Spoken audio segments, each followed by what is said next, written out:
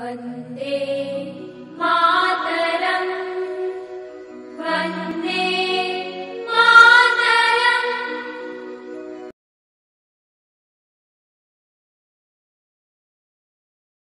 ये हमारी Indian geography की नेक्स्ट क्लास है। कल यार हम लोगों ने शुरू किया था इंडियन जियोग्राफी, तो उससे रिलेटेड ये हमारी दूसरी क्लास है यार। तो उसी पे आज हम चर्चा करेंगे, कंटिन्यू करेंगे, अपनी चर्चा को कंटिन्यू करेंगे, ठीक है। तो यार कल तो फिलहाल में वो इंट्रोडक्शन था, वो हमारे भारत का एक इंट्रो पार्ट था, ठीक है, जिससे मैंने क्या किया कि मैप के माध्यम से सारी चीजों की स्थिति बताई और विस्तार बताया, ठीक है। आज हम नोट्स बनाने की हैसियत से पढ़ेंगे कि हम नोट्स बना सकें, ठीक है। कल की क्लास में थोड़ा सा वो होता है ना, तो गोचा पोचा हो गया था, तो इस हिसाब से आज हम नोट्स बनाने के हिसाब से उन्हीं सारी चीजों को देखेंगे, ठीक है, नोट्स बनाने के हिसाब से। तो देखते हैं यार, आप लोगों को फिर भी यार ये मैप दिख रहा होगा। आज मैंने छोटा सा मैप बनाया है, इसी वजह से छोटा मैप मैंने इसी वजह से बनाया कि यहां पे बगल में मैं यार चीजों को लिख सकूं, ठीक है। तो आज हम नोट्स बनाएंगे और क्या करेंगे, चीजों को समझते हुए अपने नोट्स को हम तैयार करेंगे। क्या करेंगे, नोट्स तैयार करेंगे, ठीक है। तो जो इंडिया आपको दिख रहा है, ये इंडिया आपको दिख रहा है ना, इसी इंडिया के बारे में हम फिर से यार अपनी बातों को रिमाइंड करेंगे एंड उसके बाद यार हम आगे भी बढ़ेंगे, आज आगे भी बढ़ेंगे, ठीक है। तो आपको ये जो इंडिया दिख रहा है आसानी से, वो सबको दिख रहा है, ठीक है। तो इसमें मैंने बात की थी कल लॉन्गिट्यूडनल एक्सटेंड की, एंड यार स्थिति इसकी कहां है, पहले मैं उसको आज जो कल बोल रहा था ना कि उसको मैं कल बताऊंगा, जगह नहीं थी। तो आज हम पहले अक्षांश देशांतर के माध्यम से ये समझते हैं कि ये कहां पे है, अक्षांश के माध्यम से और देशांतर के माध्यम से, ठीक है। तो ये है हमारी पूरी पृथ्वी, क्या है, पूरी पृथ्वी है, पूरा दुनिया बोल सकते हो, पूरी दुनिया, पूरा या संसार, पूरा संसार है, ठीक है। इसमें हमारी एक लाइन ग्लोब पे खींची गई है एकदम मध्य में, जिसको हम लोग क्या बोलते हैं, इक्वेटर बोलते हैं। क्या बोलते हैं, इक्वेटर या भूमध्य रेखा, भूमध्य रेखा, भूमध्य रेखा।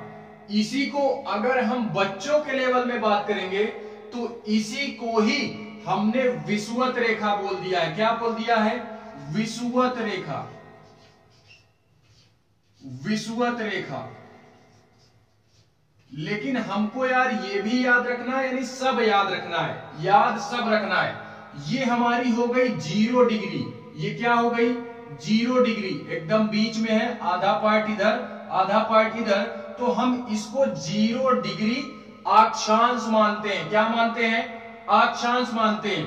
अक्षांश होता क्या है, यानी यार जो भी हमारे पृथ्वी पे जो भी काल्पनिक रेखाएं ऐसे खींची गई है, कैसे, इस तरह अक्षांश में, तो इसको हम लोग बोलते हैं अक्षांश रेखा। क्या बोलते हैं, अक्षांश रेखा। और जो भी लाइन हमारी पृथ्वी पे खींची गई है, वो भी काल्पनिक, यानी ग्लोब पे जो लाइन खींची गई है वो है हमारी ये ऐसे, इसको हम लोग बोलते हैं देशांतर रेखा। क्या बोलते हैं, ये हो गई देशांतर एंड ये हो गई हमारी अक्षांश रेखा, लॉन्गिट्यूड एंड लैटिट्यूड, ठीक है, लॉन्गिट्यूड एंड लैटिट्यूड, ठीक है। तो ये हमारी मुख्य अक्षांश रेखा हो गई। क्या हो गई, मुख्य अक्षांश रेखा। एंड एकदम बीच से ही हमारी एक रेखा आती है जिसको हम लोग मुख्य देशांतर बोलते हैं। क्या बोलते हैं? मुख्य देशांतर। ठीक है, तो इसको भी हम यार 0 डिग्री ही मान लेते हैं। क्या मान लेते हैं? 0 डिग्री ही मानते हैं। ठीक है, एक बात यहां पे ये देखेंगे कि ये जो हमारी देशांतर रेखा है ना, ये समय को प्रदर्शित करती है। क्या करती है? समय को प्रदर्शित करती है। ठीक है, वो अभी हम आगे देखेंगे कि समय को कैसे प्रदर्शित करती है। लेकिन उसके बाद एक पॉइंट आप ये नोट करोगे कि जो भी हमारी अक्षांश रेखाएं है ना, ये केवल और केवल 180 डिग्री ही होती है। यानी ये जो खींची जाती हैं ऐसे ऐसे है ये लाइन, ये ऐसे है। और एक बात ये कि जो अक्षांश रेखाएं होती है ना, वो ध्रुवों की तरफ जाने पर कर्व बनाती है, कर्व बनाती है। यानी ध्रुवों के पास जाने पर ये मिलती हैं इस तरीके, इस तरीके। ठीक है, ये इस तरीके हमारी लाइनें हैं। इन्हीं को हम लोग देशांतर बोलते हैं। क्या बोलते हैं? देशांतर बोलते हैं। ठीक है, और इसी में अगर मैं बात करूं, ये तो यार समझ में आ गया होगा देशांतर। इसी में अगर बात करें तो हमारी अक्षांश रेखाएं जो होती है ना, वो 360 डिग्री पूरी घूमी हुई होती है। क्यों? क्योंकि यार हमारी पृथ्वी तो गोल है ना, हमारा जो ग्लोब है वो गोल है। तो यार ये पूरा जो अक्षांश रेखाएं होती हैं, ये पूरा ऐसे करके ऐसे घूमी होती है ना, उधर से भी। उधर का पोर्शन तो हमको दिखता नहीं है, इस वजह से हम इधर की लाइन को इंडिकेट नहीं करते हैं। ठीक है, इधर का पोर्शन इंडिकेट नहीं करते, वो समझ लेते हैं, केवल क्या कर लेते हैं? समझ लेते हैं। ठीक है, तो ये लाइन ध्रुवों के पास जाने पर कर्व बनाती है, और ये जो हमारी अक्षांश रेखाएं हैं ये पूरी 360 डिग्री होती हैं। ठीक है, ये इस तरीके, इसी तरीके होती है। ठीक है, ये इसी तरीके हमारी होती है, इस तरीके, इस तरीके, इस तरीके, पूरा ये ध्रुव तक होता है। इनको हम पोल्स बोलते हैं। पोल्स, पोल्स या ध्रुव, ध्रुव। ये हमारा हो गया उत्तरी ध्रुव, उत्तरी ध्रुव, एंड ये हमारा हो गया दक्षिणी ध्रुव। क्या हो गया? दक्षिणी ध्रुव। उत्तरी और दक्षिणी ध्रुव में किसी भी प्रकार का ना कोई जीव पाया जाता है, ना कोई जंतु पाया जाता है, और ना ही किसी प्रकार के कोई मनुष्य पाए जाते हैं। क्यों? क्योंकि यार यहां पे ठंड बहुत ज्यादा होती है। क्या होती है? एकदम अगर ऊपर जाएंगे ना, पॉइंट पे ऊपर जाएंगे, केंद्र पे, तो यहां पे ठंड बहुत ज्यादा होती है। इस कारणवश यहां पे किसी भी प्रकार के कोई जीव जंतु नहीं पाए जाते। ठीक है, तो इतनी चीज यार समझ में आई होगी कि अक्षांश क्या होता है और देशांतर क्या होती है। ठीक है, इसी में अब मैं एक चीज ये समझाता हूं कि हमारी कुछ रेखाएं ऐसी हैं जिनका हम नाम देते हैं अक्षांश देशांतर छोड़ करके, होती वो भी अक्षांश ही है, लेकिन उनका हम प्रॉपरली नाम रख देते हैं। क्या करते हैं? प्रॉपरली नाम रख देते हैं। तो उसको भी यार उसको भी हम देख लेते हैं। ठीक है यार, ये हमारी पृथ्वी है, मैंने अभी बताया। ये हमारी क्या हो गई? भूमध्य रेखा 0 डिग्री। ठीक है, ये हमारा दक्षिण का पोर्शन, ये हमारे उत्तर का पोर्शन। ठीक है, दक्षिणी ध्रुव, उत्तरी ध्रुव। ठीक है, यानी दक्षिणी पोल, इसको हम पोल्स बोलते हैं, ये नॉर्थ पोल, साउथ पोल। ठीक है, उसके बाद अगर मैं बात करूं तो इधर ही ये हमारी 23.5 डिग्री पे ये 0 डिग्री हो गई। जैसे जैसे हम लोग नीचे बढ़ेंगे ना, 1 डिग्री, 2 डिग्री, 3 डिग्री, तो इसी तरह करके ये 23.5 डिग्री पे हमारी एक रेखा अक्षांश खींची गई है, जिसको हम लोग मकर रेखा के नाम से जानते हैं, क्या करते हैं, मकर रेखा के नाम से जानते हैं। तो इस रेखा को क्या बोलते हैं, मकर रेखा। क्या होती है, मकर रेखा। इसी तरीके जस्ट ऊपर जाएंगे ना तो 23.5 डिग्री पे, यानी भूमध्य रेखा के ऊपर जाएंगे 23.5 डिग्री, तो हमारा क्या पड़ेगा, हमारा पड़ता है कर्क रेखा। क्या पड़ती है, कर्क रेखा। कर्क रेखा पड़ती है। उसी के बाद अगर मैं फिर से बात करूं, इस कर्क रेखा के ऊपर अगर जाते हैं, ऊपर फिर से जाते हैं 66.5 डिग्री, 66.5 डिग्री, तो इसको हम लोग बोलते हैं उत्तरी ध्रुव रेखा। क्या बोलते हैं, उत्तरी ध्रुव रेखा। क्या बोलते हैं, नाम है प्रॉपरली, ये है तो अक्षांश ही, क्योंकि यार अक्षांश रेखाएं अभी हम लोगों ने समझी, ठीक है, तो ये प्रॉपरली है अक्षांश रेखा ही। इसको हम लोग क्या बोलते हैं, उत्तरी ध्रुव रेखा, ध्रुव रेखा। और उसी के बाद ये यहां पे जो हमारा पॉइंट होता है, इसको हम लोग उत्तरी ध्रुव बोलते हैं, उत्तरी ध्रुव बोलते हैं, ठीक है। इसी तरीके अगर नीचे आएंगे, नीचे की जो हमारी अक्षांश रेखा है, इस पृथ्वी पे जो काल्पनिक रेखा खींची गई है हमारे ग्लोब पे, उसको हम लोग जिस तरह इधर उत्तरी ध्रुव रेखा, इधर दक्षिणी ध्रुव रेखा, दक्षिणी ध्रुव रेखा, दक्षिणी ध्रुव रेखा, ठीक है। कल मैंने इसी वजह से यार ये चीजें नहीं समझाई थी कि इसमें बहुत सारी चीजें समझने के लायक हैं, और वो भी ये क्लास 6 में समझाई गई हैं। क्लास 6 की एनसीईआरटी का आप क्लास अटेंड करोगे तो वहां पे ये सारी चीजें मैंने समझा करके रखी हैं, ठीक है। उसी प्रकार यहां पे हमारा आ जाता है दक्षिणी ध्रुव। क्या आता है, दक्षिणी ध्रुव, दक्षिणी ध्रुव। तो आई होप यार इतना समझे होगे आप लोग, समझ गए होगे, ठीक है। अब हम लोग इसी में बात करते हैं कि हमारा जो ये भारत है ना, वो इस पूरी पृथ्वी पे कहां पे है, ठीक है, इस पूरी पृथ्वी पे कहां पे है। तो हम लोग यार देखते हैं, हम लोग देखते हैं, अगर इतनी चीजें समझ गए हो तो हम एक एक रेखा इसमें मेट देते हैं, मेट देते हैं, एक एक रेखा ये वाली हम मेट देते हैं, क्योंकि अभी इनका कोई मतलब नहीं है, ठीक है। एक रेखा देशांतर, मुख्य जो देशांतर है इसको खींचते हैं, मुख्य देशांतर इसको खींचते हैं, ठीक है, मुख्य देशांतर रेखा इसको खींचते हैं। हमारा जो भारत है ना, उसकी स्थिति यहां पे है, कुछ ऐसे, कुछ ऐसे हमारा भारत इस स्थान पे स्थित है।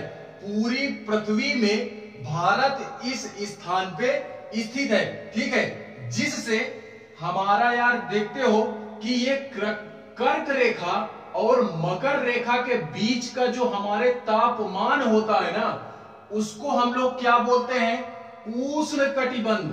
क्या बोलते हैं, उष्ण कटिबंध। उष्ण कटिबंध इस वजह से बोलते हैं क्योंकि जो हमारा सूर्य होता है ना, वो इस बीच में लंबवत पड़ता है। क्या पड़ता है, लंबवत, यानी एकदम परपेंडिकुलर पड़ता है। उसकी जो मतलब ऊर्जा है, रोशनी है, वो एकदम यहां पे पड़ता है, जिस कारणवश यहां आप देखोगे तो हमारा जो ये दक्षिणी पॉइंट है ना भारत का, ये जो दक्षिणी पोर्शन है, ये जो दक्षिणी पोर्शन है, ऐसे यहां से जब कर्क रेखा गुजरेगी, ये कर्क रेखा देखो भारत से गुजर रही ना, तो यही कर्क रेखा जब भारत से गुजरेगी तो ये हमारे नीचे का पोर्शन जो हो जाता है, इसको हम लोग क्या बोलते हैं, इस नीचे वाले को, ये कर्क रेखा हो गई, इस नीचे वाले को हम लोग बोल देते हैं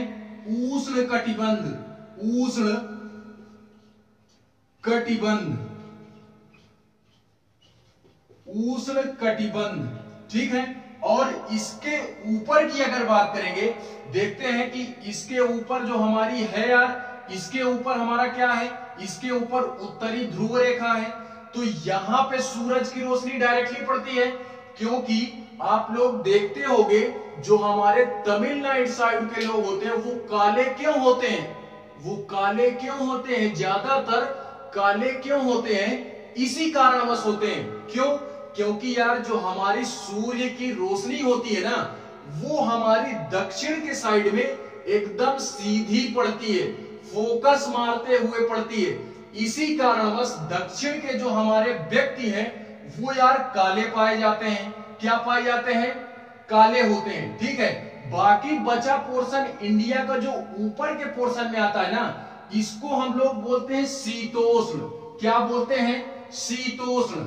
ये हमारा शीतोष्ण में आता है, शीतोष्ण कटिबंध, शीतोष्ण कटिबंध, शीतोष्ण कटिबंध में आता है। तो यार इतनी चीजें समझे होंगे कि भारत में दो कटिबंध हमारे पाए जाते हैं, एक उष्ण कटिबंध, एक शीतोष्ण कटिबंध। वैसे हम लोग इसमें समझते हैं, किसमें समझते हैं? इसमें समझते हैं कि कर्क रेखा और मकर रेखा के बीच का जो पोर्शन होता है, यहां पे सूर्य की रोशनी एकदम फोकस मारते हुए पड़ती है। इसलिए इस स्थान को हम लोग क्या बोलते हैं? इस बीच के स्थान को हम लोग बोलते हैं उष्ण कटिबंध। क्या बोलते हैं? उष्ण कटिबंध। ऊपर जाएंगे, जैसे ही कर्क रेखा के ऊपर हम लोग जाएंगे ना, तो सूर्य की रोशनी तिरछी पड़ने लगती है। क्या पड़ने लगती है? तिरछी पड़ने लगती है, जिसके कारण यानी स्लैंटिक पड़ती है। तो जिसके कारण हमारा जो ऊपर का पोर्शन होता है वो ठंडा होता है। क्या होता है? ठंडा होता है। इसका सबसे एग्जाम्पल अच्छा है यार, आप लेह लद्दाख साइड चले जाओ, जम्मू कश्मीर साइड ऊपर की ओर, वहां बर्फबारी क्यों होती है? इसी कारणवश होती है कि वहां पे जो हमारी सूर्य की किरणें होती हैं वो तिरछी पड़ती है। क्या होती हैं? तिरछी पड़ने लगती हैं। इसी के कारणवश हमारी जो ऊपर के लोग होते हैं वो देखे होंगे हल्का गोरे टाइप के लोग होते हैं। क्यों? क्योंकि वहां पे सूर्य की जो रोशनी है वो तिरछी पड़ रही है, डायरेक्टली नहीं पड़ रही है। तो इसी कारणवश हम इसको शीतोष्ण बोल दिए। क्या बोल दिए? शीतोष्ण बोल दिया। क्या? ठीक है, इतनी चीजें समझ गए होंगे, इतनी चीजें यार समझ गए होंगे। अब हम देखते हैं, कल की क्लास में मैंने डिग्रियां बताई थी। क्या बताई थी? डिग्रियां बताई थी। तो ये हमारा, मैंने ये देशांतर खींचा था। कल की क्लास अटेंड किए होंगे तो उसमें पता चला होगा कि ये मैंने देशांतर खींचा था, ये देशांतर मैंने खींची थी। तो ये जो देशांतर रेखाएं होती है ना, ये जो देशांतर रेखा है ये समय को प्रदर्शित करती है। क्या करती है? समय को प्रदर्शित करती है। अब समय को कैसे प्रदर्शित करती है ये भी देखते हैं, ये भी देखते हैं। हम लोग इसको 0 डिग्री माने हैं। क्या माने हैं? 0 डिग्री। 0 डिग्री फिलहाल में अब मैं इसको मेटता हूं। ये कर्क रेखा का कोई काम नहीं है, कर्क रेखा का कोई काम नहीं, मकर रेखा का भी कोई काम नहीं। तो इसको मेटते हैं। ठीक है, ये जो हमारा भारत है इस स्थिति पर इस वजह से है, हम लोग इसको डिग्री का नाम देते हैं। किस देशांतर पे है? 97.25, 97 degree 5 minute, 97 degree 5 minute east में। इसको हम लोग ईस्ट बोलेंगे, ईस्ट यानी पूर्व में। क्या बोलेंगे? पूर्व में। और अगर पश्चिम की बात करूं यानी वेस्ट की बात करूं, तो इस देशांतर रेखा की डिग्री क्या है? इस देशांतर रेखा की जो हमारी डिग्री है उसको हम लोग बोलते हैं 68 डिग्री 7 मिनट, 68 डिग्री 7 मिनट, जो कि समय को प्रदर्शित करती है। इसको भी हम ईस्ट ही बोलेंगे। क्या बोलेंगे? ईस्ट बोलेंगे। अब देखो इसमें कुछ लोग कंफ्यूजन हो जाएंगे, इसमें कंफ्यूज हो जाएंगे कि इधर भी ईस्ट इधर भी ईस्ट, और हम लोगों ने पढ़ के रखा है इधर ईस्ट इधर वेस्ट इधर नॉर्थ और इधर साउथ। तो ये क्या माजरा है इसको भी समझते हैं, ये क्या माजरा है इसको भी समझते हैं। तो यार यहां पे आप लोग अब देखोगे, यहां पे पूरे विश्व में देखते हैं हमारी जो ये देशांतर रेखा है ना, देशांतर रेखा ये ऐसे ऐसे होती है, अभी मैंने बताया, ठीक है। तो ये एक एक डिग्री के गैप पर हमारी एक एक देशांतर रेखा खींची गई है, एक एक डिग्री के गैप पे। ये यहां पे ये खींच दिया गया, इसके बीच का गैप 1 डिग्री, फिर खींचा गया, फिर 1 डिग्री, फिर खींचा गया, फिर 1 डिग्री। इसी तरीके हमारा जो ये यहां पे आता है ना, ये जो भारत जहां पे है, यहां पे जो हमारी देशांतर आती है ना, वो हमारी देशांतर रेखा क्या कहलाती है? 68 डिग्री। क्या कहलाती है? 68 डिग्री। ये यहां पे ऐसे ऐसे ये कर्व बनाती है, ये 68 डिग्री। तो इसी को हम लोग क्या बोल देते हैं? ये 68 डिग्री पे भारत को टच करती है, भारत के वेस्ट वाले पॉइंट को टच करती है, ठीक है। और इसी तरीके जब फिर बढ़ते जाएंगे आगे 1-1 डिग्री, तो यहां का पोर्शन अरुणाचल प्रदेश का यहां पे हमारा आता है 97 डिग्री 5 मिनट। क्या आता है? 97 डिग्री 5 मिनट ईस्ट में। अब देखो ईस्ट क्यों बोले हैं? क्योंकि यार इधर का पोर्शन, अभी हम इस बीच वाली को मीटते हैं, इधर का पोर्शन ईस्ट, इधर का पोर्शन वेस्ट, ये मुख्य रेखा रहेगी। इधर का पूरा पोर्शन ऊपर से नीचे तक ईस्ट, इधर का पूरा पोर्शन वेस्ट, ठीक है। अब अगर बीच की भी खींच दूं, इस बीच वाले लाइन को हम लोग ना खींचे तो इधर का पूरा पोर्शन नॉर्थ में, इधर का पूरा पोर्शन साउथ में, ठीक है। तो इसी लहजे से अगर हम खींचते हैं 23.5 डिग्री, क्या खींचते हैं? 23.5 डिग्री नहीं, अगर मैं इस अक्षांश की बात करूं, इस अक्षांश की बात करूं, यहां से अक्षांश खींचते हैं जिसका एक्सटेंड कितना है? 8 डिग्री 4 मिनट। क्या है? 8 डिग्री 4 मिनट। और इधर के अक्षांश की बात करें हम लोग, तो इधर है हमारा 37 डिग्री 6 मिनट। क्या है? 37 डिग्री 6 मिनट। तो इस डिग्री का क्या माजरा है?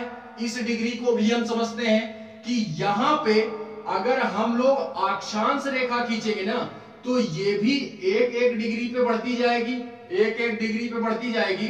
तो एक समय ऐसा आएगा कि हमारा आएगा 8 डिग्री 4 मिनट आएगी, जहां से हमारा इंडिया का ये पॉइंट टच करता है। इस अक्षांश रेखा से, इस अक्षांश रेखा से 8 डिग्री 4 मिनट की अक्षांश रेखा से हमारा भारत किधर साइड? साउथ वाले साइड में टच होता है।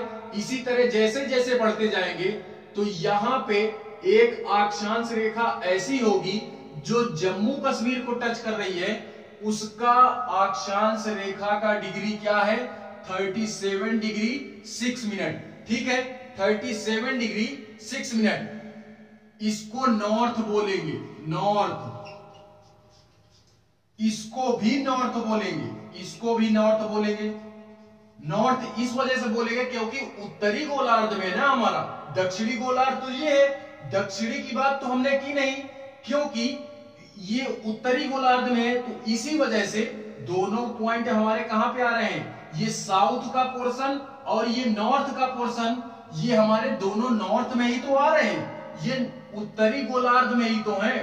इसी कारणवश हम इस नॉर्थ को नॉर्थ ही लिखते हैं। इसको ईस्ट क्यों लिखते हैं? क्योंकि ये पूरा का पूरा पूर्वी गोलार्ध में आता है। किस में आता है?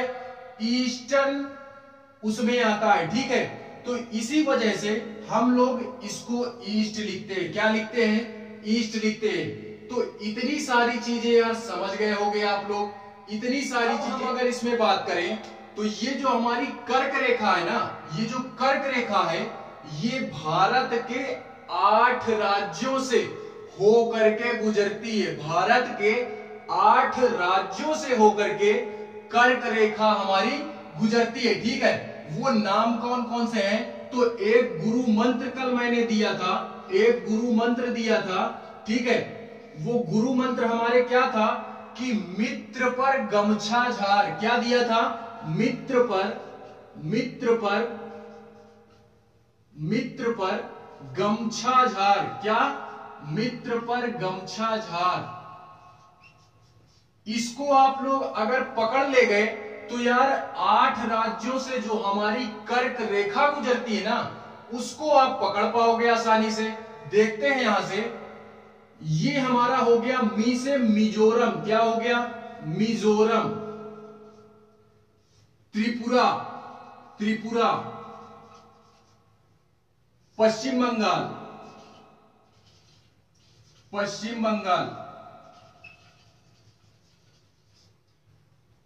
राजस्थान,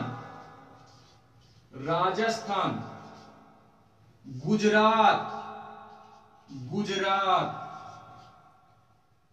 छत्तीसगढ़, झारखंड। क्या हो गया? झारखंड,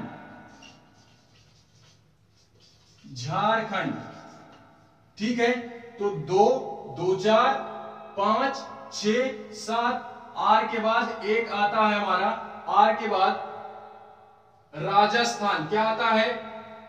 मिजोरम, त्रिपुरा, पश्चिम बंगाल, राजस्थान, गुजरात, मध्य प्रदेश। ये मां छूट गया, मध्य प्रदेश। क्या छूट गया? मध्य प्रदेश। ये 8 राज्य हमारे ऐसे हैं भारत के कि जिससे ये हमारी कर्क रेखा होकर के गुजरती है। तो आप लोग इसको याद रखोगे, ठीक है। भारत के ऐसे कौन से राज्य हैं जिनसे कर्क रेखा होकर के गुजरती है? तो वो हमारे 8 राज्य हैं। कौन कौन से? मिजोरम, त्रिपुरा, पश्चिम बंगाल, गुजरात, झारखंड, मध्य प्रदेश, छत्तीसगढ़, राजस्थान, ठीक है। इसका याद करने का ब्रह्मास्त्र या गुरु मंत्र क्या है? वो मित्र पर गमछा झार। क्या है? मित्र पर गमछा झार, ठीक है। तो इतनी सारी चीजें समझ गए होंगे आप लोग। अगर ये समझ गए हो आप, अगर आप ये समझ गए हो, ये आप अगर समझ गए हो, तो इसके आगे की चर्चा हम देखते हैं। इसके आगे की चर्चा देखते हैं। इसके आगे की चर्चा हम लोग देखते हैं, ठीक है। आगे की चर्चा क्या? मैंने कल बताया था कि पूरे इंडिया का जो विस्तार है हमारा, एक पॉइंट ये भी नोट करो, उतना सब हो गया। तो विस्तार की बात आती है। विस्तार कितना है? तो विस्तार है हमारा 32,87,263 वर्ग किलोमीटर। क्या है? वर्ग किलोमीटर। ये हमारे पूरे भारत का क्या है? विस्तार है। पूरे भारत का विस्तार है हमारा, विस्तार है। ये जो पूरी पृथ्वी पे भारत है, इस एरिया को हमारा कितना एरिया है? तो 32,87,263 वर्ग किलोमीटर। और ये पूरे विश्व का, पूरे संसार का जो ये भारत का एरिया है ना, वो केवल और केवल 2.4% की जमीन हमारे पास है। 2.4% की जमीन केवल हमारे पास है, यानी इंडिया के पास है।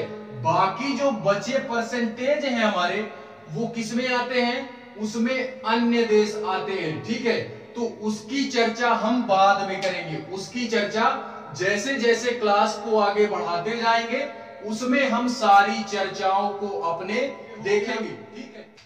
उसके बाद एक हमारी मानक रेखा है, एक हमारी मानक रेखा है, मानक रेखा जो यहां से ऐसे गुजरती है, मानक रेखा। अब इस मानक रेखा का देखो माजरा क्या है। हर एक देश का अपना अपना एक मानक समय होता है। क्या होता है? मानक समय होता है। तो उसी मानक समय के हिसाब से, यानी एक अंतरराष्ट्रीय लेवल पे, इंटरनेशनल लेवल पे बैठक हुई हमारी सारे देशों की, जिसमें जब ये लाइनें खींची जा रही थी ग्लोब पे समय को प्रदर्शित करने के लिए, जब हमारा समय बनाया गया ना, तो उस लिहाज से, उस लेवल पे जब समय बनाया जा रहा था, तो ही हमारे सारे देशों के जो भी हमारे बड़े बड़े लोग थे ना, उन्होंने क्या किया, एक अंतरराष्ट्रीय लेवल की बैठक की, जिसमें से उन लोगों ने एक निश्चित समय रेखा को माना कि सारे देश इसको फॉलो करेंगे। पृथ्वी पे जितने भी देश हैं सारे देश फॉलो करेंगे। तो वो गुणांक है हमारा 7.5 का मल्टीप्लाई सारे देश मानेंगे, सारे देश मानेंगे 7.5 का मल्टीप्लाई गुणांक, गुणांक जिसको बोलते हैं, ये हमारा निश्चित किया गया, ये निश्चित किया गया। तो इसी हिसाब से भारत का जो मानक समय है उसको डिसाइड किया गया 82.5 डिग्री। क्या? 82.5 डिग्री, 82.5 डिग्री, 82.5 डिग्री जो ये हमारी देशांतर रेखा है, इसको माना गया। अब इसको भारत में 82.5 डिग्री ही क्यों माना गया? क्यों 82.5 डिग्री ही क्यों माना गया? ये भी क्वेश्चन बन सकता है। तो यार 82.5 डिग्री इस वजह से मानते हैं क्योंकि आप अब इधर देखोगे, आप इधर देखोगे, क्योंकि हमारी जो पृथ्वी घूमती है वो 24 घंटे में हमारी पृथ्वी कितनी घूमती है, जिससे दिन रात होते हैं। अन्यथा इस ब्रह्मांड में हमेशा सूर्य उदय होता है, ना कोई दिन होता है ना कोई रात होती है। ठीक है, दिन रात हमारा नहीं होता, वो हमारी पृथ्वी घूम रही है, इस वजह से दिन रात हमारा होता है।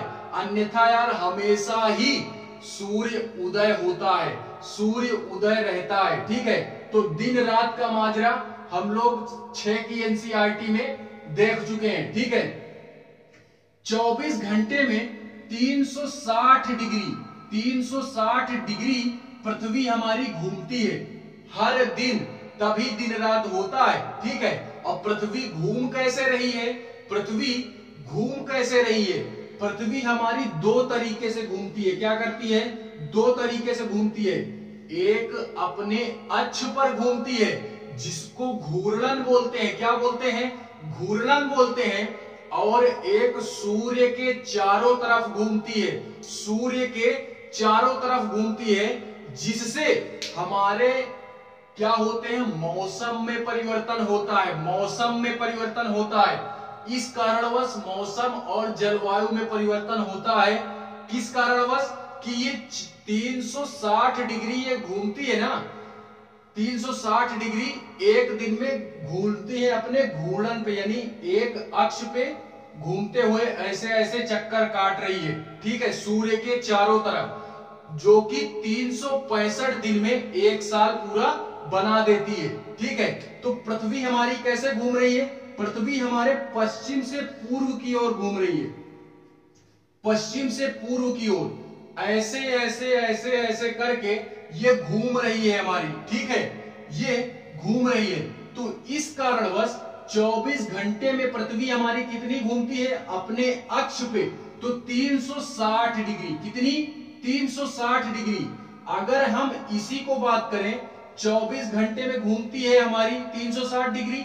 अगर मैं 1 घंटे की बात करूं, 1 घंटे में कितनी घूमती है पृथ्वी?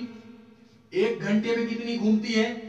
1 घंटे में हमारी घूमती है, इसका मल्टीप्लाई इसमें कर दो, वो सॉरी मल्टीप्लाई नहीं, डिवाइड। 24 का डिवाइड 360 में करेंगे तो 15 डिग्री निकल के आएगा। कितना आएगा? 15 डिग्री। आप डिवाइड करके देख लेना। तो 1 घंटे में पृथ्वी हमारी कितनी घूमती है? 15 डिग्री घूमती है। कितनी घूमती है? 1 घंटे में 15 डिग्री। अगर मैं 1 डिग्री की बात करूं, 1 डिग्री में कितना घूमती है? 1 घंटे में 60 मिनट। 1 घंटे में 60 मिनट, तो 1 घंटे में 60 मिनट हुआ और ये 15 हुआ, 15 डिग्री घूमती है। तो इसका डिवाइड इसमें करेंगे, इसका डिवाइड 60 का डिवाइड इसमें करेंगे, तो 15 चौको 60, 15 चौको 60, यानी 1 मिनट में पृथ्वी कितनी घूमती है? 4 डिग्री। 4 डिग्री 1 मिनट में पृथ्वी कितनी घूमती है? इतना स्लो घूमती है, तभी हमको पता नहीं चलता। नहीं यार, अगर तेजी में घूमे ना तो इसका घर उधर चला जाए, दूसरा घर उधर चला जाए, किसी का मतलब आज आप यहां रहे हो, दूसरे दिन आपको पता नहीं चलेगा आपका घर गया कहां पे। ठीक है, इसी कारणवश स्लो घूम रही है और ग्रेविटेशनल फोर्स भी है, इस कारणवश ये सारी चीजें नहीं होती। तो इसको आप याद रखोगे। 1 मिनट में पृथ्वी हमारी 4 डिग्री घूमती है। 1 मिनट में पृथ्वी हमारी कितनी घूमती है? 4 मिनट। ठीक है, तो आप लोग देखो, जो मानक समय है वो 82.5 डिग्री जो रखा गया, वो भारत में क्यों रखा गया? क्योंकि यहां इस वजह से रखा गया क्योंकि भारत का बीचों बीच हमारा यही है। भारत का बीचों बीच हमारा यही है। 82.5 डिग्री इस वजह से रखा गया क्योंकि यार जब पृथ्वी घूमेगी तो इंडिया भी हमारा घूमेगा। इंडिया ही क्या, जब पृथ्वी घूम रही है तो सारे देश भी तो घूमेंगे जो है पृथ्वी पे। तो जब पृथ्वी घूमेगी ऐसे, तो यार जो हमारा देशांतर है, मैंने पहले ही बताया कि समय को प्रदर्शित करता है। तो जैसे ही घूमेगी, ये इंडिया यहां पे है, तो जैसे पृथ्वी घूमेगी तो ये भी तो धीरे धीरे खसकती चली जाएगी ना। इंडिया भी हमारा खसकता जाएगा, जिस कारणवश हमारा डिफरेंस यहां पे जानते हो कितना होता है? डिफरेंस जो हमारा होता है वो हमारा यार 2 घंटे का डिफरेंस हो जाता है। 2 घंटे का इस कारणवश हो जाता है क्योंकि इधर जब पृथ्वी घूमेगी 1 डिग्री में 4 मिनट घूमती है, 1 मिनट में 4 डिग्री घूमती है।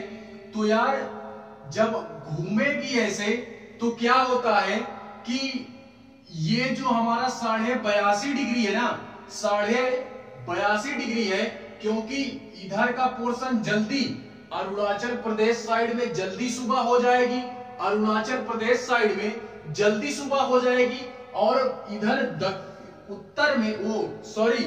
पश्चिम में जो हमारा गुजरात का लास्ट पॉइंट है, कल हम लोगों ने देखा था गुहार मोती। ठीक है, तो उस जगह पे सबसे अंत में पहुंचते पहुंचते सूर्य क्या हो जाता है?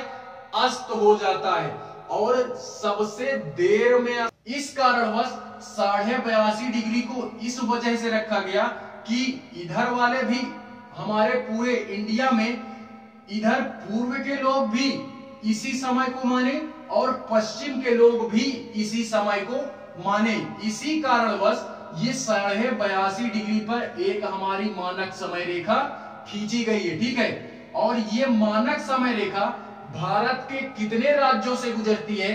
तो वो हमारे 5 राज्यों से गुजरती है। इसका भी गुरु मंत्र आप लोग ले लो, ओम उच्च। क्या है? ओम उच्च। उत्तर प्रदेश,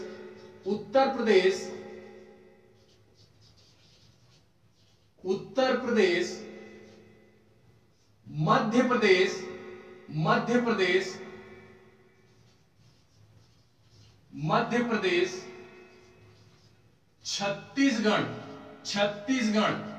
छत्तीसगढ़ के बाद 2 नाम आप ऐसे याद कर लो कि आंध्र प्रदेश और उड़ीसा। क्या हो गया? उड़ीसा। ये 5 नाम आप ऐसे याद रखोगे कि भारत की जो मानक समय रेखा है ना, वो 5 राज्यों से होकर के गुजरती है। ठीक है, 5 राज्यों से होकर गुजरती है। तो इतनी सारी चीजें यार आप समझ गए होगे, इतनी सारी चीजें समझ गए होगे इसमें, ठीक है। इसमें मेन समझना ये इंपॉर्टेंट है कि इसको क्यों माना गया, ठीक है। वैसे भी अगर इसको हम इससे घटाएंगे ना, 97 डिग्री 25 मिनट को 68 डिग्री 7 मिनट को घटाओगे तो 30 डिग्री का डिफरेंस आएगा, 30 डिग्री का अप्रोक्सीमेटली। और 37 डिग्री 6 मिनट को 8 डिग्री 4 मिनट से घटाओगे तो भी यार 30 डिग्री का डिफरेंस आएगा, जिससे हमारा अगर 1 घंटे में 15 डिग्री है तो 2 घंटे में 30 डिग्री हमारा बन जाता है ना, 2 घंटे में 30 डिग्री। तो वही है हमारे भारत में 2 घंटे का समय हमारे हेर फेर है। अगर सुबह अरुणाचल प्रदेश में सुबह के 5 बजे हैं, यानी सुबह के 5 बजे सूर्य दिखता है अरुणाचल प्रदेश में, तो गुजरात में हमारा सूर्य उदय कब होगा? 7 बजे। कब होगा? 7 बजे। यानी सबसे पहले जो सूर्य देखते हैं वो हमारे पूर्व के लोग देखते हैं, हमारे अरुणाचल प्रदेश साइड के लोग। और सबसे लास्ट में जिनको सूर्य दिखता है वो हमारा देर से दिखता है, किसको? वो हमारे गुजरात के लोग हैं। तो 2 घंटे का डिफरेंस हमारा है हमारे भारत में, ठीक है। 2 घंटे का डिफरेंस हमारा है। लेकिन अगर इसी को मैं ब्रिटिशर्स के टाइम की बात करूं, अंग्रेजों के समय से हम बात करें, तो उनके समय में चाय बागान टाइम हुआ करता था। चाय बागान टाइम क्यों होता था? क्योंकि यार इधर वाले जो थे, इधर वालों की सुबह जल्दी हो गई तो ये लोग जल्दी ऑफिस वगैरह चले गए, ऑफिस वगैरह जल्दी गए और जल्दी आए। अब गुजरात वाले लोग तो फंस जाएंगे ना, क्योंकि इधर देर में हमारा सूर्य निकलेगा, जिससे ऑफिस देर से पहुंचेंगे और शाम को देर से वापस आएंगे, क्योंकि सूर्यास्त देर से होगा, ठीक है। तो ब्रिटिशर्स के टाइम पे ये चीज थोड़ा सा इस वजह से चाय बागान टाइम हुआ करता था। बाकी आज के समय में मानक समय रेखा जब फिक्स कर दी गई तो फिर यार टाइम का कोई वो नहीं होता। इधर भी गुजरात में भी उतना ही ऑफिस का टाइम होता है और इधर अरुणाचल प्रदेश में भी ऑफिस का टाइम उतना ही होता है, किसी को लेट लतीफी नहीं होती है, ठीक है। तो इतनी चीजें समझ गए होगे, इतनी चीजें भी समझ गए होगे। अब अगर इसमें बात करूं मैं, इसमें अगर मैं फिर से बात करूं तो एक चीज है, कल मैंने बताया था यहां पे हमारा क्या है? कन्याकुमारी। क्या है? कन्याकुमारी। कन्याकुमारी, कन्याकुमारी, जिसको हम लोग केप कमोरिन बोलते हैं। क्या बोलते हैं? केप कमोरिन। केप कमोरिन। तो केप कमोरिन, केप का क्या मतलब है? केप का, तो यार केप शब्द का ये मतलब है कि, केप शब्द का ये मतलब है कि वह नुकीला भाग, भारत का वो नुकीला भाग जो महासागरों से घिरा हुआ है। किससे घिरा है? आप लोग देखे ही हो कि भारत का जो दक्षिणतम पॉइंट है, इधर यार हमारे महासागर वगैरह हैं, इधर हमारे दक्षिण साइड में महासागर ही तो है। इसी कारणवश भारत का वह पॉइंट, जो वह नुकीला पॉइंट जो चारों तरफ से क्या हो? महासागरों से घिरा हो, उसी को हम लोग केप बोलते हैं। क्या बोलते हैं? केप बोलते हैं। तो इसी कारणवश इसका नाम क्या रखा गया?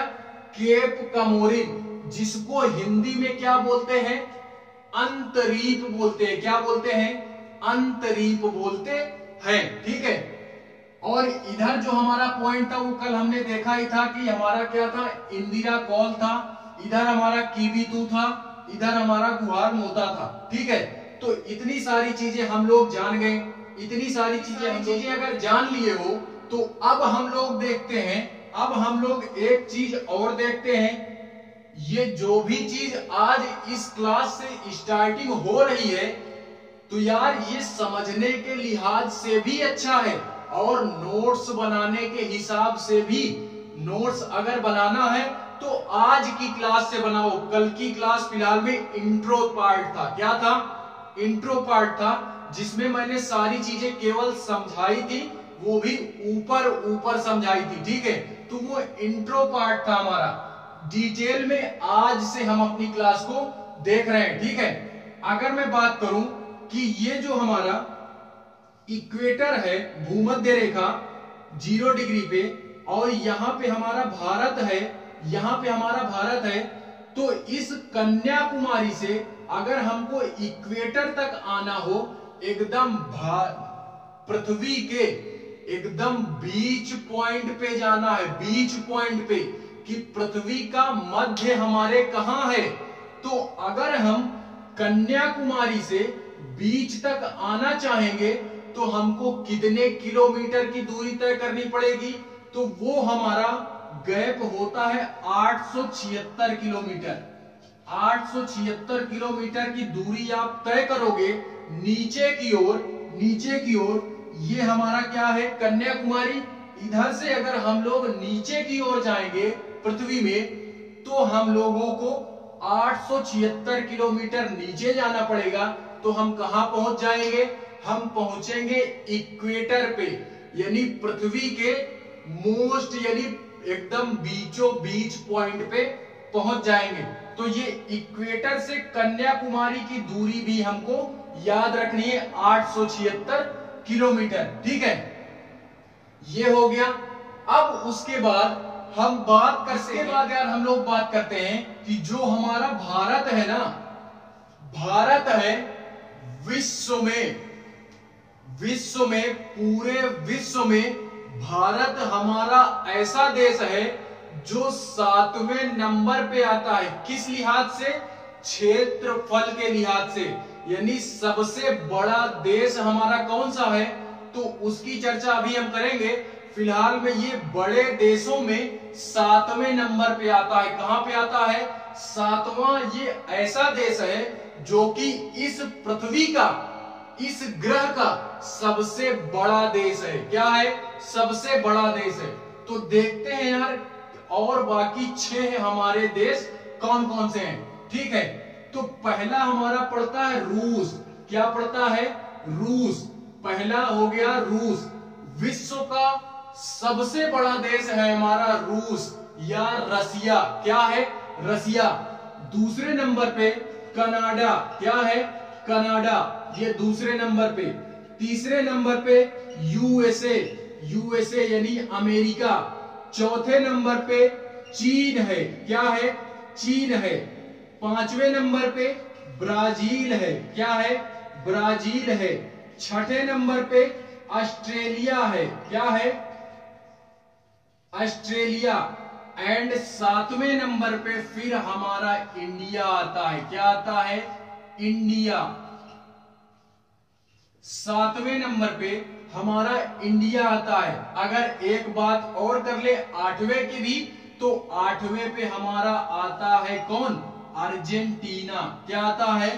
अर्जेंटीना। अर्जेंटीना। अर्जेंटीना ये 8वें नंबर का सबसे बड़ा देश है। लेकिन फिलहाल में हमको 7 तक ही याद रखने हैं, जहां तक हमारा इंडिया है। ठीक है, तो इंडिया का क्षेत्रफल के हिसाब से विस्तार हमारा कितना है, तो वो 7वें नंबर पे आता है। बाकी हमारे 6 देश ऐसे कौन से हैं जो इस पृथ्वी पे सबसे बड़े देश हैं? तो पहला हो गया रूस, उसके बाद कनाडा, कनाडा के बाद अमेरिका, अमेरिका के बाद चीन, चीन के बाद ब्राजील, ब्राजील के बाद ऑस्ट्रेलिया, ऑस्ट्रेलिया के बाद हमारा आता है इंडिया, और इंडिया के बाद हमारा 8वां एक नाम और याद कर लो, अर्जेंटीना। क्या हो गया? अर्जेंटीना। ठीक है, तो यार इतनी भी चीजें आप लोग समझ गए होंगे, इतनी भी चीजें समझ गए होंगे। हम थोड़ा सा एक नजर देखते हैं अक्षांशी विस्तार में। अक्षांशी विस्तार में अभी तक हम लोगों ने पढ़ा देशांतरी विस्तार, अब हम लोग पढ़ते हैं अक्षांशी विस्तार। यानी भारत का जो भी हमारी अक्षांश रेखाएं हैं, उन अक्षांशी रेखाओं का, यानी जो लैटिट्यूड लाइंस है ना, ग्लोब पे, पृथ्वी पे नहीं है, पृथ्वी पे ऐसी कोई रेखा हमारी नहीं है। केवल और केवल हमको पढ़ने में आसानी हो, हर एक देश की स्थिति पता हो, हर एक देश महासागर जो भी है उसकी स्थिति पता हो हमको एग्जैक्ट में, इस वजह से ग्लोब बनाया गया और उस ग्लोब पे हम लोगों ने काल्पनिक रेखाएं खींच दी। क्या खींच दी? काल्पनिक रेखाएं खींच दी। ठीक है, तो उन्हीं काल्पनिक रेखाओं में हम बात करेंगे किसकी? अक्षांशीय रेखाओं की, कि हमारे भारत में अक्षांशीय रेखाओं का क्या असर पड़ता है, क्या असर पड़ता है या दिखता है। ठीक है, तो ये हमारी अक्षांश रेखा है, ये अक्षांश रेखा है हमारा। जानते हो अक्षांश रेखा का क्या फर्क पड़ता है? अक्षांश रेखा का फर्क ये पड़ता है भारत में कि जो भी यहां इधर के साइड में, जो भी हमारा दक्षिण में जो राज्य हैं, केरल हो गया, तमिलनाडु वगैरह, इधर यार रोशनी सबसे क्या होती है? फोकस मारते हुए पड़ती है, जिससे इधर समय में, गर्मी के समय में और ठंडी के समय में ज्यादा फर्क देखने को नहीं मिलता है समय में। यानी सर्दी का जो समय होता है वो यार ज्यादा नहीं, 44 मिनट का डिफरेंस होता है। यानी गर्मी में 44 मिनट बाद सूर्य अस्त होता है हमारे केरल तमिलनाडु साइड में। और अगर बात करें ऊपर की तो उधर यार तिरछी रोशनी पड़ती है, तिरछी पड़ती है सूर्य की रोशनी, जिसके कारणवश इधर साइड यार बहुत ज्यादा डिफरेंस देखने को मिलता है।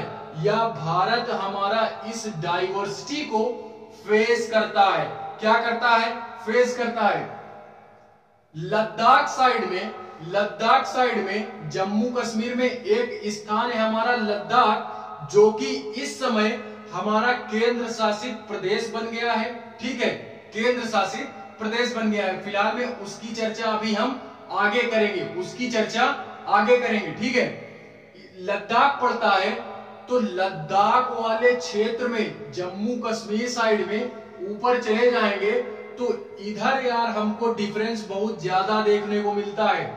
गर्मी की अपेक्षा ठंडी में 5.5 घंटे का डिफरेंस होता है। यानी ठंडी में 5.5 घंटे पहले सूर्य अस्त हो जाता है। किधर? जम्मू कश्मीर में। कहां पे? जम्मू कश्मीर, लेह लद्दाख में 5.5 घंटे पहले सूर्य अस्त हो जाता है। और गर्मी में वही 5.5 घंटा देर में सूर्य अस्त होता है। क्या होता है? 5.5 घंटे बाद सूर्य अस्त होता है। तो इस डाइवर्सिटी को इंडिया हमारा फेस करता है। क्या करता है? इंडिया हमारा फेस करता है। ठीक है, फिलहाल में बात करते हैं थोड़ा सा, देखते हैं यहाँ इसके बाद क्या। इसके बाद हम इस भारत में एक चीज ये देखते हैं, स्थलीय सीमा देखते हैं। क्या देखते हैं? इतनी सारी चीजें हम लोगों ने अगर जान ली, अक्षांशीय विस्तार जान लिया, देशांतरी विस्तार जान लिया, इसके बाद हम यार स्थल पॉइंट देखते हैं। यानी हमारा यार इधर साइड में इधर हमारा जो भी इधर अभी महासागर वगैरह जितने हैं उनकी चर्चा हम करेंगे। जो भी हमारी कोस्टल बाउंड्रीज है ना, उनकी चर्चा हम आगे करेंगे। फिलहाल में अभी जो लैंड बाउंड्रीज है ना, ये हमारी गुजरात से लेकर के ये गुजरात से ऊपर के साइड में हमारा कोई भी ना महासागर है, न किसी प्रकार की कोई खाड़ी है। तो इस वजह से हम इसको बोलते हैं स्थलीय सीमा। क्या बोलते हैं? Land boundaries. ठीक है, तो इस लैंड बाउंड्रीज का कुल कितना विस्तार है? भारत में कुल कितना विस्तार है लैंड बाउंड्रीज का? तो वो है हमारा 15,200 किलोमीटर। 15,200 किलोमीटर हमारा गुजरात से लेके बांग्लादेश, गुजरात से लेके बांग्लादेश यहां है, तो पूरा ये ऊपर से लेकर के यहां से यहां से यहां से यहां तक, यहां से यहां तक, इसका जो बाउंड्री की ये जो लंबाई है ना, ये जो लंबाई है, ये लंबाई कितनी है? 15,200 किलोमीटर। कितनी है? 15,200 kilometre.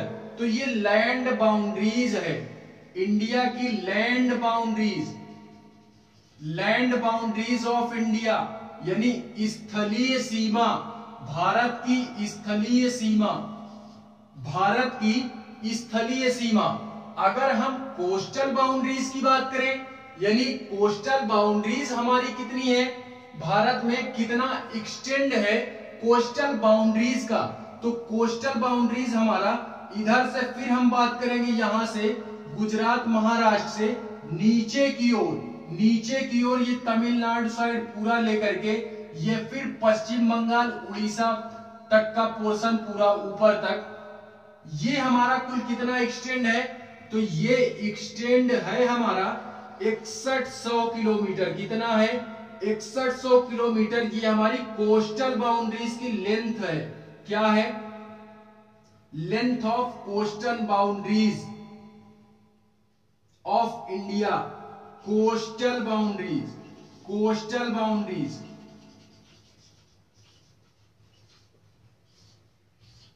Length of coastal boundaries of India, ठीक है। तो कितना है? 6100 किलोमीटर, जिसको हम लोग जलीय सीमा बोलते हैं या तटीय सीमा बोलते हैं। क्या बोलते हैं? तटीय सीमा, यानी जिधर साइड हमारे महासागर वगैरह स्थित है, इधर की अगर मैं बात करूं कि भारत का हमारे जो क्या है, ये बाउंड्रीज जो है ना, इसकी लंबाई कुल कितनी है, तो वो है 6100 किलोमीटर। कितनी है? 6100 किलोमीटर। अगर इसी में मैं द्वीपों को जोड़ दूं, द्वीपों को इन्हीं कोस्टल बाउंड्रीज में मैं आइसलैंड की बात कर दूं, एक हमारा आइसलैंड हो गया लक्षद्वीप। क्या हो गया? लक्षद्वीप। और अंडमान निकोबार द्वीप, अंडमान निकोबार द्वीप समूह, अंडमान निकोबार आइलैंड, ठीक है। अगर इसको भी मैं कोस्टल बाउंड्रीज में जोड़ देता हूं ना, तो कुल कितना विस्तार हो जाता है बाउंड्रीज का, तो वो हो जाता है 7516.6 किलोमीटर, 7516.6 किलोमीटर। कितना हो गया? तो इसको आप याद रखोगे। पहला, अगर केवल और केवल कोस्टल बाउंड्रीज की बात की जाएगी तो वो हमारा हो जाएगा 6100 किलोमीटर। एंड अगर बात की जाएगी आइसलैंड को भी इसी में ऐड कर दिया जाए, तो अगर आइसलैंड को इसी में ऐड कर देते हैं ना, तो हमारा कुल कितनी बाउंड्रीज का विस्तार होता है, यानी एक्सटेंड होता है, तो वो एक्सटेंड हमारा होता है 7516.6 किलोमीटर। कितना? 16.6 किलोमीटर, ठीक है। तो ये land boundaries, coastal boundaries, and इस कोस्टल बाउंड्रीज में ऐड कर देते हैं अगर आइसलैंड को, तो हमारा कितना एक्सटेंड होता है उसको। अब हम अगर यार बात करें भारत की, तो भारत में कुल कितने राज्य हैं? भारत में कुल कितने राज्य हैं? तो भारत में यार आप भी जानते हो, हम भी जानते हैं, कितने राज्य हैं? 28 राज्य हैं। कितने राज्य हैं? 28 राज्य हैं। पहले हमारे 29 थे, जिसमें से जम्मू कश्मीर को हटा करके केंद्र शासित प्रदेश मान लिया गया, ठीक है। केंद्र शासित प्रदेश मान लिया गया, जिसमें हमारा जम्मू कश्मीर, लेह लद्दाख वगैरह आता है, ठीक है। इसको कब हटाया गया उसको अभी आगे देखते हैं। फिलहाल में 28 राज्य हैं हमारे जो कि भारत के अंतर्गत आते हैं, या भारत को पूरा का पूरा संघ बनाने में कितने राज्यों का मतलब उसमें हाथ है, तो 28 राज्यों का हाथ है इसमें, पूरा का पूरा इंडिया का निर्माण करने में। पूरा का पूरा इंडिया कितने राज्यों से निर्मित होता है, तो वो 28 राज्यों से मिलकर के हमारा पूरा एक देश बनता है, जिसको हम लोग इंडिया नाम देते हैं। कितना नाम देते हैं? इंडिया। इंडिया इंडिया 28 राज्यों से मिलकर के बना है। अब यार अगर मैं आता हूं, मैं तो यार फिलहाल में आता हूं यूपी से, तो अगर यूपी की बात करें कि यूपी से हूं, तो फिलहाल एक ही राज्य बताऊंगा यूपी। फिलहाल मैं उसको बताऊंगा नहीं, कुछ बेसिक पॉइंट्स दे देता हूं, बेसिक पॉइंट्स।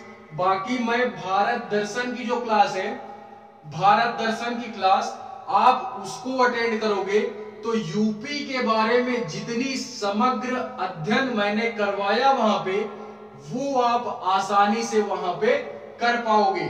कि मैंने भारत दर्शन की क्लास ली है, तो उसमें मैं 28 जितने भी राज्य हैं उनका अध्ययन हम लोग वहां पे कर रहे हैं।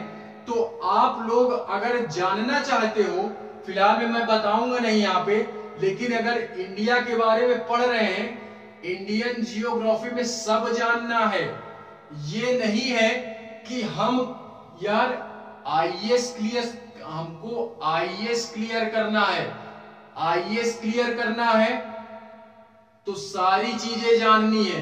बाकी अगर पीसीएस वगैरह क्लियर करना है, पीसीएस वगैरह क्लियर करना है, तो भी उसमें हमको हर जिस राज्य का डालेंगे ना, यूपी के डालेंगे, तो यूपी के बारे में जितनी भी चीजें हैं यूपी में या हो रही हैं, उनको सब जानना पड़ेगा। अगर मध्य प्रदेश का डालते हैं, महाराष्ट्र का डालते हैं, 28 राज्यों में कहीं का भी डालते हैं ना पीसीएस का फॉर्म, तो यार हमको उस राज्य के बारे में जो भी फेमस चीजें हैं वो सारी चीजें जाननी पड़ेगी। तो इस कारणवश हमको सारी चीजें जाननी है कि इंडिया में हमारे क्या क्या चीजें हैं, किससे मिल करके इंडिया बना है, इसमें किस प्रकार की जलवायु है, कहां पे खनिज पदार्थ मिलते हैं, कहां से हमारे पदार्थों का निर्माण होता है, वो सारी चीजें हमको देखनी है। ठीक है, सारी चीजें देखनी है। तो 28 राज्य हो गए, बाकी बचे हमारे 9 केंद्र शासित प्रदेश हैं। क्या हैं? 9 केंद्र शासित प्रदेश हैं। 28 राज्य हो गए हमारे, 9 केंद्र शासित प्रदेश हो गए। इससे पहले 7 केंद्र शासित प्रदेश से, केंद्र शासित प्रदेश, ये पहले हमारे कितने थे? 7 थे। लेकिन जब से आर्टिकल 370 हटाया गया ना, आर्टिकल 370 में संशोधन किया गया, तब से हमारा ये जो जम्मू कश्मीर है उसको खुली आजादी मिल गई। नहीं, इससे पहले जम्मू कश्मीर का अपना एक अलग संविधान था, उस राज्य का अपना एक अलग संविधान था, अपने रूल रेगुलेशन सब अलग थे। लेकिन जब से मोदी जी ने आर्टिकल 370 में संशोधन किया, तब से यार ये हमारा क्या हुआ, उसको भी, उस राज्य के लोगों को भी आजादी मिल गई। क्या मिल गई? आजादी मिल गई। ठीक है, तो यार फिर ये केंद्र शासित प्रदेश इसको बना दिया गया। क्या बना दिया गया? केंद्र शासित प्रदेश बना दिया गया। क्या देखते हैं कि जो भी हमारे केंद्र शासित प्रदेश है ना, उनमें से कुछ केंद्र शासित प्रदेश हमारे ऐसे हैं जिनका विस्तार अलग अलग जगह पर हुआ है। उसी में हम बात करते हैं, एक केंद्र शासित प्रदेश हमारा ऐसा आता है कि जिसका विस्तार 3-4 राज्यों में है। कहां पे है? 3-4 राज्यों में उसका विस्तार है। वो है हमारा पुद्दुचेरी। पुद्दुचेरी ये हमारा ऐसा केंद्र शासित प्रदेश है जिसका विस्तार अलग अलग राज्यों में है। ठीक है, तो पुदुचेरी का एक हमारा स्थान है माहे। माहे माहे पुदुचेरी का एक स्थान है, ये पुदुचेरी का एक प्रकार से एक क्षेत्र ही है। तो ये हमारा माहे, ये कहां पे है? ये माहे हमारा केरला में पड़ता है। कहां पे? केरल में। उसके बाद इसी पुदुचेरी का एक क्षेत्र हमारा आता है कराईकल। कराईकल, ये कराईकल हमारा कहां पे है? तो इस कराईकल का विस्तार है हमारे तमिलनाडु में। तमिलनाडु, इसका विस्तार कहां? तमिलनाडु। ठीक है, उसके बाद एक हमारा पुदुचेरी खुद हो गया। पुदुचेरी खुद हो गया, इसका विस्तार ये भी हमारा तमिलनाडु। तमिलनाडु। उसके बाद एक हमारा इसी पुदुचेरी का क्षेत्र है यनम। यनम, यनम। इस यनम का विस्तार हमारे कहां पे है? आंध्र प्रदेश में। आंध्र प्रदेश, आंध्र प्रदेश में। ठीक है, आंध्र प्रदेश में। तो इसको भी आप याद करोगे। ये एक ऐसा केंद्र शासित प्रदेश है जो कि क्या होता है? जो कि हमारा 3 या 4 राज्यों में इसका एक्सटेंड है। वो कौन हो गया? पुदुचेरी का एक क्षेत्र है हमारा माहे, जो केरल में पड़ता है। पुदुचेरी का एक क्षेत्र है हमारा कराईकल नाम का, जो कि तमिलनाडु में एक्सटेंडेड है। एंड एक पुदुचेरी खुद हो गया, जो कि तमिलनाडु में एक्सटेंडेड है। एंड पुदुचेरी का एक हमारा क्षेत्र आता है यनम का, तो वो यनम भी हमारा आंध्र प्रदेश में पड़ता है। कहां पड़ता है? आंध्र प्रदेश में पड़ता है। इससे हट करके 1-2 पॉइंट हम इसी पुदुचेरी से 1-2 फैक्ट और देखते हैं। आप लोग नोट बना करके भी लिख सकते हो। नोट बना करके भी लिख सकते हो। नोट बना के क्या लिखोगे कि ये जो पुदुचेरी है ना, इसको पहले हम पोंडिचेरी के नाम से जानते थे। क्या नाम से जानते थे? पोंडिचेरी। ठीक है, जो कि इस समय वर्तमान में हम इसको पुदुचेरी के नाम से जानते हैं। ठीक है, तो इसको भी हमको याद करना है। इसको भी याद करना है। नोट पॉइंट डाल करके हम इसको लिख लेते हैं यार। ठीक है, उसके बाद अगर मैं बात करूं कि इसको भारत में सम्मिलित कब किया गया, ये पहले जब तक भारत में ये सम्मिलित नहीं हुआ था, तब तक ये फ्रांस के अधीन था। फ्रांस का गुलाम था। कौन? पुदुचेरी। लेकिन इसको 1 नवंबर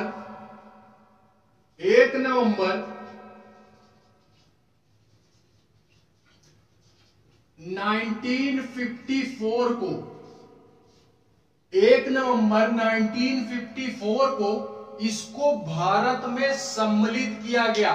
नहीं तो इससे पहले ये फ्रांस के अधीन था। किसके अधीन था? फ्रांस के अधीन था। तो यार ये 2 से 3 पॉइंट आप लोग पुदुचेरी से रिलेटेड याद रखो। केंद्र शासित प्रदेश हमारा ऐसा है, एक केंद्र शासित प्रदेश है हमारा दादर नाम का। क्या नाम का? दादर। इसको भारत में कब सम्मिलित किया गया? तो इसको भारत में सम्मिलित किया गया जुलाई 1954 को। जुलाई 1954 को दादर को भारत में सम्मिलित किया गया, या भारत के अंतर्गत इसको जगह दी गई। ठीक है, तो इसको भी हमको याद रखना है। दादर से रिलेटेड इस पॉइंट को भी इसी दादर में, इसी दादर के साथ एक हमारा और आता है। क्या आता है? नागर हवेली जुड़ा है। नागर हवेली, नागर हवेली। इसको भारत में कब सम्मिलित किया गया? तो इसको भारत में सम्मिलित किया गया 2 अगस्त 1954 को। 2 अगस्त 1954 को इसी दादर का एक हमारा मतलब जुड़ा हुआ क्षेत्र ही है नागर हवेली। ये भी एक प्रकार का केंद्र शासित प्रदेश ही है जिसको हम लोग दादर एवं नागर हवेली के नाम से जानते हैं। ठीक है, तो इसको भारत में सम्मिलित किया गया 2 अगस्त 1954 को। कब? 2 अगस्त 1954 को। ठीक है, इसके बाद यार हमारा एक और आता है, एक और क्या आता है? दमन दीव। दमन दीव करके हमारा एक क्या आता है? ये भी एक प्रकार का केंद्र शासित प्रदेश ही है, दमन दीव। दमन दीव ये भी एक प्रकार का केंद्र शासित प्रदेश ही है। इसको कब सम्मिलित किया गया? तो इसको भारत में सम्मिलित किया गया 1961 में। इसको भारत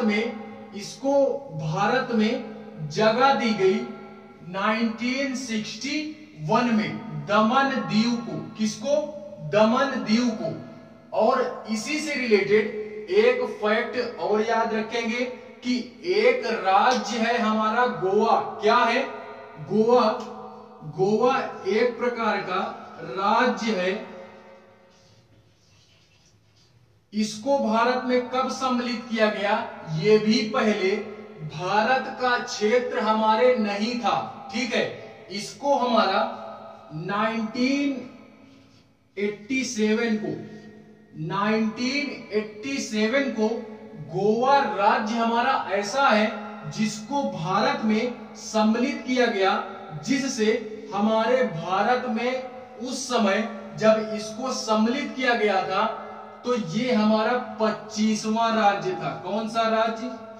25वां। ये गोवा राज्य भारत का 25वां राज्य बना था जब इसको भारत में सम्मिलित किया गया था। सम्मिलित किया कब गया था? तो 1987 को। कब? 1987 को। तो यार इतनी सारी चीजें हमको याद रखनी है, इतनी सारी चीजें हमको याद रखनी। इसके आगे की चर्चा को कल हम फिर से कंटिन्यू करेंगे। क्या करेंगे? इसके आगे की क्लास को हम कल कंटिन्यू करेंगे फिर से। ठीक है, बाकी यार आज के लिए बस इतना ही। अगर कोई भी भाई मेरा नोट्स बनाना चाह रहा है तो वो पहली क्लास को छोड़ देगा, वो केवल समझने के लिए था। बाकी जो नोट्स बनाने की प्रक्रिया आप शुरू करोगे या आरंभ करोगे वो हमारा यार नोट्स इस क्लास से आप प्रॉपरली बनाओगे। क्या करोगे? नोट्स इस क्लास से आप प्रॉपरली बनाओगे। उसके बाद अगर आप लोगों को चीजें समझ में नहीं आती हैं, वैसे यार कोई ऐसा लड़का है ही नहीं, ना ऐसा कोई दीदी है, ना मेरा भाई है कि जिसको यार कुछ समझ में आ ही ना रहा हो। सारे लोगों के कमेंट देखता हूं मैं, तो यार वो पूछते कुछ नहीं है।